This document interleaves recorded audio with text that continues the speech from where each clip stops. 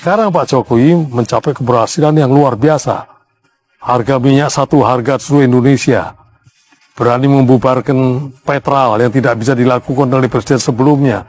Berani melarang hadirnya HTI, FPI, sesuatu yang juga tidak gampang dilakukan pada era sebelumnya. Mensyaratkan tambang-tambang harus smelter di sini. Menguasai blok Rokan, blok Mahakam yang tadinya tidak bisa dilakukan oleh yang lain. Modernisasi alutsista TNI yang luar biasa sekarang ini dengan sekaligus memberdayakan industri dalam negeri sampai senjata serbu dari produksi Pindad itu tidak kalah dari produksi Eropa maupun Amerika. Mereka menolak Nasdem mengusung Anies Baswedan karena Anies kental sekali dengan cap politik identitas yang dulu digunakannya waktu Pilgub DKI tahun 2017. Tapi Surya Paloh tetap keras kepala demi tujuan besarnya. Dan akhirnya ramai-ramailah elit Nasdem mundur, menjadikan Nasdem kehilangan panglima-panglima terkuatnya.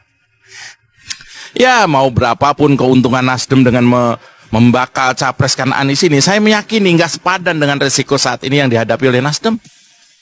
Mulai dari ancaman tergusur dari partai koalisi, kena reshuffle, surveinya anjlok, kader senior pada keluar, terbelahnya dukungan para militan, sampai pengurus DPP-nya jadi bulan-bulanan netizen, termasuk kita.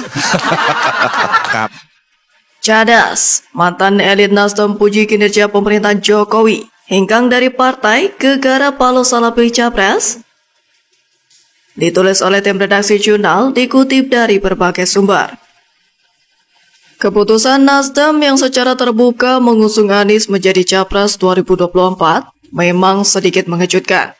Sebab secara masa politik, Anies sangat berbeda dengan pemerintah. Bahkan mau tidak mau, suka atau tidak suka, harus kita akui bahwa selama ini Anies Baswedan selalu dihadapkan dengan pemerintahan pusat. Hal ini menandakan Nasdem terlihat sudah sangat siap dengan konsekuensi yang terjadi ke depan, termasuk kemungkinan pecah kongsi dengan presiden atau dengan para pendukung fanatiknya. Apalagi semua orang tahu, Anies itu tak masuk kategori selera politik pendukung pemerintahan saat ini.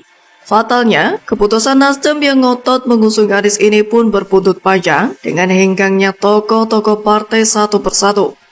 Tak pelak mantan elit partai Nasdem Siswono Yudhohusodo sebagai Ketua Dewan Pertimbangan atau Wantim memilih hengkang karena tak sejalan dengan keputusan Paloh memilih Anies sebagai capresnya Nasdem. Walaupun beberapa saat lalu, ketika diwawancarai dalam program Rosi Kompas TV, dikutip pada Sabtu 23 Juni 2023, Siswono membantah bahwa langkah pengunduran dirinya sebagai Ketua Dewan Pertimbangan Partai Nasdem tidak berkaitan dengan deklarasi pencalonan Anies Baswedan sebagai Presiden, namun ia mengakui tak sejalan dengan Nasdem soal rencana mengusung Anies. Dia pun membeberkan bahwa dirinya tak sepaham dengan Nasdem yang justru mengambil langkah berkoalisi dengan dua partai oposisi, yakni Demokrat dan PKS. Mengingat menurut Siswono, Partai Nasdem masih berada satu barisan di gerbong pemerintah pendukung Jokowi Ma'ruf Amin. Siswono bilang dirinya mendukung kandidat calon presiden yang berkomitmen mendukung kebijakan Presiden Joko Widodo. Sebab menurutnya, program dan kebijakan pemerintahan Jokowi itu sudah baik.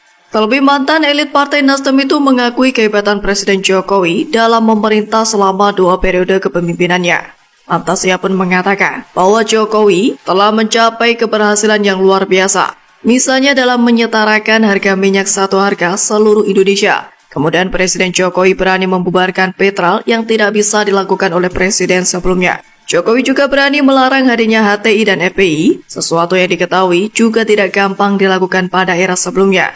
Lalu, menurut Siswono, Jokowi juga mampu mensyaratkan tambang-tambang harus mendirikan smelter di Indonesia agar mendapat nilai tambah dari hasil tambang. Kemudian kata Siswono, Jokowi juga menguasai blok Rokan dan blok Mahakam yang tadinya tidak bisa dilakukan oleh yang lain.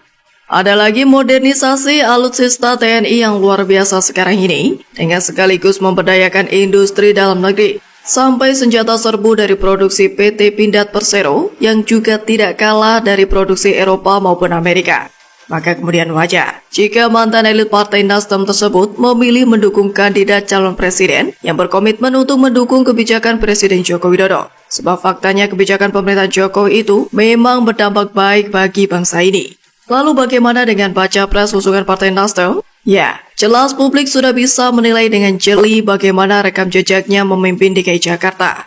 Bagaimana Anies menjadikan DKI Jakarta sebagai panggung politik yang kental dengan pencitraan semata. Tentu melihat situasi ini, keputusan Siswono hengkang lebih dulu dari Nasdem adalah keputusan yang tepat. Di mana apa yang dikatakan oleh Siswono bahwa dia tak sejalan dengan keputusan Nasdem bermain dua kaki dengan pemerintah saat ini, jelas melanggar etika politik.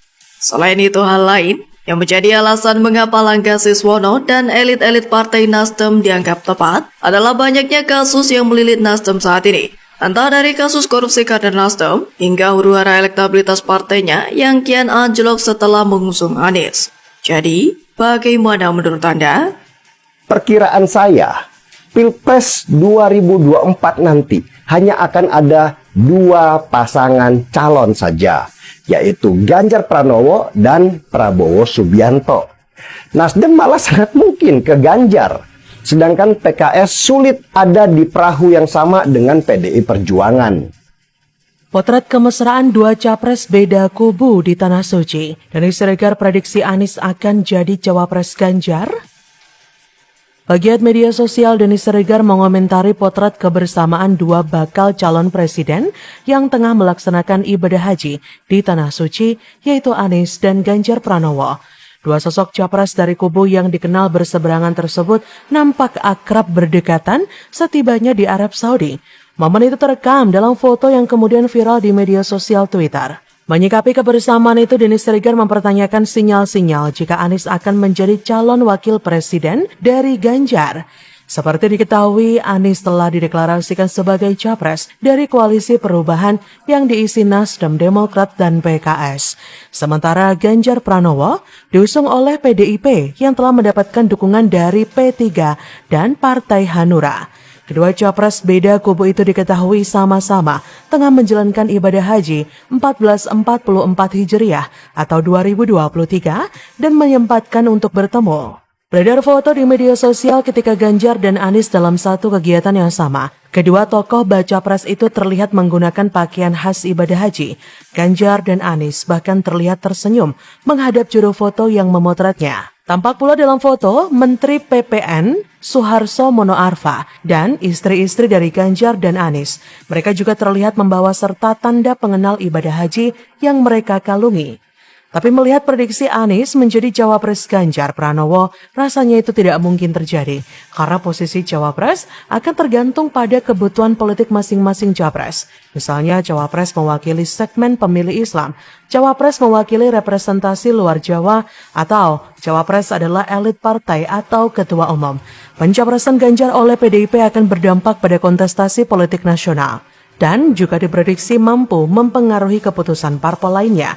Karena sosok Ganjar sangat populer, sering menempati puncak survei sebagai Capres 2024. Dukungan datang mengalir kepada Ganjar dari berbagai parpol. Ganjar adalah sosok yang sangat nasionalis dan ingin meneruskan pembangunan Jokowi. Sedangkan Anies adalah kebalikannya.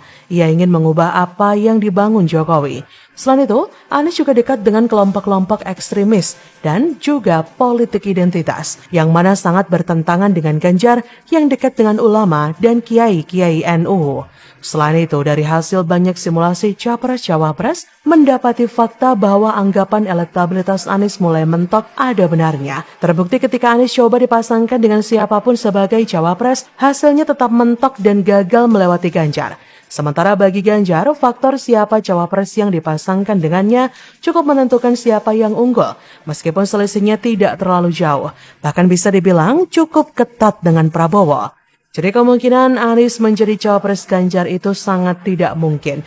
Jika itu dipaksakan, maka elektabilitas Ganjar bisa jeblok dan yang paling buruk akan gagal nyapres.